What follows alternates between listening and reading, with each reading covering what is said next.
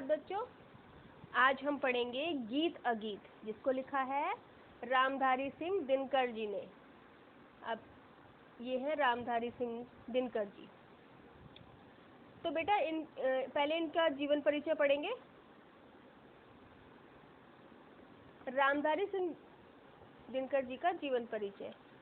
हिंदी के सुविख्यात कवि रामधारी सिंह दिनकर जी का जन्म 23 सितंबर 1908 में सिमरिया मुंगेर के एक सामान्य किसान पुत्र के रूप में हुआ था। दिनकर जब 2 वर्ष के थे तभी उनके पिता का देहांत हो गया और उनका और उनके भाई बहनों का पालन पोषण उनकी विधवा माता ने किया। उन्होंने पूरा जीवन गांव में बिताया और इसी कारणवश उनकी कविताओं में गांव के सौंदर्य का बड़ा ही सजग वर्णन मिलता है। इन्होंने इतिहास, दर्शन शास्त्र और राजनीति विज्ञान की पढ़ाई पटना विश्वविद्यालय से की। उन्होंने संस्कृत, बांग्ला, अंग्रेजी और उर्दू का गहन अध्ययन किया। कवि रामधारी सिंह दिनकर जी ने सामाजिक आर्थिक असमानता और शोषण के खिलाफ कविताओं की रचना की। उनकी महान रचनाओं में रश्मिरथी और परशुराम की प्रतीक्षा शामिल है। दिनकर के प्रथम 3 काव्य संग्रह प्रमुख है। रेणुका, जो कि 1935 ईस्वी में छपा। दूसरा है हुंकार 1938 ईस्वी और रसवंती 1939 ईस्वी। ये उनके आरंभिक आत्ममंथन के युग की रचनाएं हैं। अब जो बच्चों गीत अगीत जो कविता है आपकी पुस्तक में, वो देख लेते हैं। उसकी पहली पंक्तियां हैं, गीत अगीत कौन सुंदर है, गाकर गीत विरह के तटनी वेगवती बहती जाती है, दिल हल्का कर लेने को उपलों से कुछ कहती जाती है, तट पर एक गुलाब सोचता देते स्वर यदि मुझे विधाता, अपने पतझर के सपनों का मैं भी जग को गीत सुनाता, गा गा कर बह रही निर्झरी पाटल मूक खड़ा तट पर है, गीत अगीत कौन सुंदर है। इसमें रामधारी सिंह दिनकर जी की जो कविता है, इसमें गीत अगीत की इन पंक्तियों में कवि ने जंगलों और पहाड़ों के बीच बहती हुई एक नदी का बड़ा ही आकर्षक वर्णन किया है। नदी बह रही है। उन्होंने कहा है कि विरह अर्थात बिछड़ने का गीत गाती हुई नदी अपने मार्ग में बड़ी तेजी से बहती हुई जा रही है। बिछड़ना, किससे बिछड़ रही है वो? अपने दिल से विरह का बोझ हल्का करने के लिए। अब नदी का पानी तेजी से बह रहा है, नदी के रास्ते में पेड़ पौधे पंछी सब कुछ आ रहे हैं, उनको छोड़ती हुई वह आगे बही जा रही है। अपने दिल से विरह का बोझ हल्का करने के लिए नदी अपने किनारों पर उगी घास व उपलों से बात करते हुए आगे बढ़ती चली जा रही है। वहीं दूसरी ओर नदी के किनारे तट पर एक गुलाब का पौधा उगा हुआ है, उसमें गुलाब लगा हुआ है। वह सोच रहा है कि अगर भगवान ने उसे भी बोलने की शक्ति दी होती तो वह भी गा गा कर सारे जगत को अपने पतझड़ के सपनों का गीत सुनाता। जब पतझड़ में सारे उसके पत्ते झड़ जाते हैं तो वह भी गा गा कर सबको अपनी बात बताता। तो इस प्रकार जहाँ एक और नदी अपने विरह के गीत गाते हुए, नदी कैसी आवाज करती है? कलकल की आवाज करती है। कलकल की आवाज करते हुए बही चली जा रही है। वहीं दूसरी ओर गुलाब का पौधा चुपचाप अपने गीत को अपने मन में दबाए किनारे पर खड़ा हुआ नदी को बहते देख रहा है। मतलब वह भी विरह में है, वह भी दुख मना रहा है, लेकिन वो बोल नहीं सकता। और दूसरा नदी अपने कलकल के स्वर से अपने विरह को गाती हुई सबको बताती हुई जा रही है।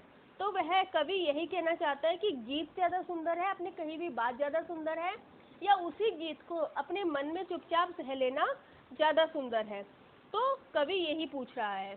अब नेक्स्ट जो है पंक्तियाँ, बैठा शुक उस घनी डाल पर जो खोते को छाया देती, पंख फुला नीचे खोते में शुकी बैठ अंडे है सेती, गाता शुक जब किरण वसंती छूती अंग पर्ण से छनकर, किंतु शुकी के गीत उमड़कर रह जाते स्नेह में सनकर। गूंज रहा शुक का स्वर वन में, फूला मग्न शुकी का पर है, गीत अगीत कौन सुंदर है। अब ऐसे ही आगे कवि क्या कह रहा है, रामधारी सिंह दिनकर जी क्या कह रहे हैं, खेतों में घने वृक्ष पर तोता बैठा हुआ है और उसी वृक्ष की छांव में उसका घोंसला भी है, जिसमें मैना बड़े प्यार से अपने पंखों को फैलाए अंडे से रही है। अंडों के ऊपर बैठी है और उनको से रही है।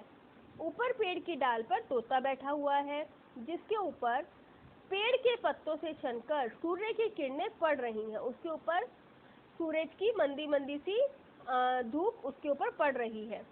वह गाते हुए ऐसा प्रतीत हो रहा है, तोते की ध्वनि आपने सुनी है, वह गाता है, उसको गाते हुए ऐसा लग रहा है मानो सूर्य की किरणों को शब्द प्रदान कर रहा है, जैसे वो जो शब्द आ रहे हैं वो सूर्य की किरणों से सीधे आ रहे हैं।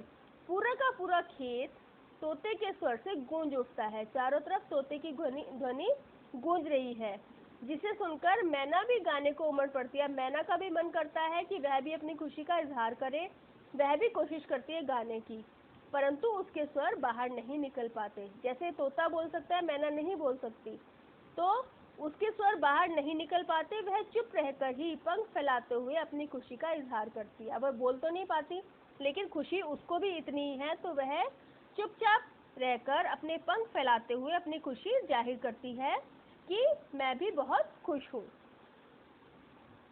अगली पंक्तियां हैं, दो प्रेमी है यहाँ, जब एक बड़े सांझ आला गाता है, पहला स्वर उसकी राधा को घर से यहीं खींच लाता है।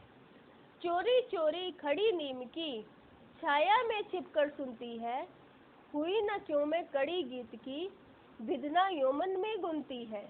वह गाता पर किसी वेग से, फूल रहा इसका अंतर है, गीत अगीत कौन सुंदर है। अब दोबारा से कवि कहता है कि गीत ज्यादा सुंदर है या अगीत, मन में किसी चीज को सहना या अपने भाव व्यक्त ना कर पाना ज्यादा सुंदर है, या फिर अपनी बात को कह देना। अब यहाँ पे उसने तीसरे दृश्य में क्या बताया गया है कि एक प्रेमी जब शाम के समय अपनी प्रेमिका को बुलाने के लिए गीत गाता है, तो वो उसके स्वर को सुनकर खिंची चली आती है। उसको पता है कि वो गीत प्रेमिका के लिए गा रहा है, इसलिए उसकी ध्वनि को सुनकर वो खिंची चली आती है और पेड़ों के पीछे छुपकर चुपचाप अपने प्रेमी को गाते हुए सुनती है। वह सोचती है कि मैं इस गाने का हिस्सा क्यों नहीं हूँ, मैं इस गीत का हिस्सा क्यों नहीं हूँ। नीम के पेड़ों के नीचे अपने प्रेमी के गीत को सुनकर उसका हृदय फूला नहीं समाता। वह उस गीत को सुनकर बहुत ही प्रसन्न है। वह चुपचाप अपने प्रेमी के गीत का आनंद लेती है, वह कुछ नहीं कहती, अपने अंदर उस सुख को महसूस करती है और खुशी को महसूस करती है। इस प्रकार जहाँ एक और प्रेमी गीत गा गा कर उसकी सुंदरता का बखान कर अपनी सुंदरता का बखान कर रहा है, वहीं दूसरी ओर प्रेमिका चुप रहकर उतने ही प्रभावशाली रूप से अपने प्यार को व्यक्त कर रही है। इसलिए उसका अगीत भी किसी मधुर गीत से कम नहीं है। वह चुप है, लेकिन वो भी किसी मधुर गीत से कम नहीं है, क्योंकि वो भी इतनी ही खुशी का महसूस कर रही है जितना कि वो प्रेमी कर रहा है। तो इसी में कवि फिर से कवि कहता है कि गीत और अगीत दोनों ही सुंदर है। किसी बात को कह देना भी उतना ही सुंदर है जितना चुपचाप उसे मन ही मन महसूस करना होता है। तो ठीक है बच्चों, इसका भावार्थ, तीनों पैराग्राफ का आप भावार्थ लिख लेना। इसके प्रश्न उत्तर कल नेक्स्ट क्लास में डिस्कस कर लेंगे। आपकी लाइव क्लास होगी शायद बीच में, उस दिन हम डिस्कस कर लेंगे, और कल 3 बजे से पहले आप इसको सबमिट कर देना। ठीक है बच्चों, थैंक यू।